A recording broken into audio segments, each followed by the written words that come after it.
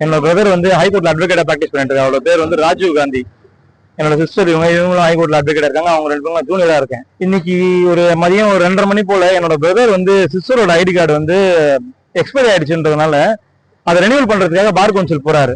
Renewal பண்ணிட்டு வரும் அப்படின்னு சொல்லிட்டு பார் கவுன்சில் போய் ரெனியூவல் பண்ண போறாரு.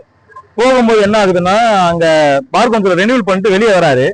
வெளியே வரும்போது விசிகா தலைவர் திருமாவளவன் அவரோட கார் வந்து வருது. ரோட்ல வரும்போது அந்த கார் வந்து இவரோட பைக்ல இடிச்சிருது. அவர் பின்னாடி திரும்பி பைக்ல பின்னாடி வந்து இடிக்கிறீங்களே அப்படின்னு சொல்லிட்டு கத்துறாரு.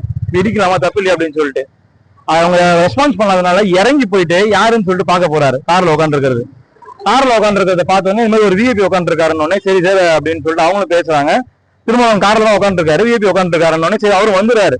சரி ஓகே அப்படின்னு சொல்லிட்டு ஏதோ தெரியாம நடந்திருக்கு அப்படின்னு சொல்லிட்டு இவர் வந்து வண்டி எடுக்கிறாரு. அவர் திருமாவளவன் ஐயா அவரோட கார்ல இருந்து ஒரு 4 பேர் இறங்குறாங்க. அவர் பின்னாடி 2 கார்ல இருந்து ஒரு 10 பேர் இறங்கி உள்ள ஓடி வந்து 20-25 பேர் கிட்ட ஓடி வந்து இவரை போட்டு சரம் மாதிரி அடிக்கிறாங்க.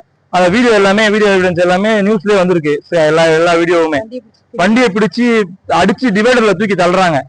ஃபுல்லா என்னன்னு கேட்க வரதுக்குள்ள பேசவே விடல. அதுக்கப்புறம் அங்க வந்து போலீஸ் என்ன பண்றாங்கன்னா இவரை ரெஸ்கியூ பண்ணி பார் கவுன்சிலோட கூட்டு போறாங்க.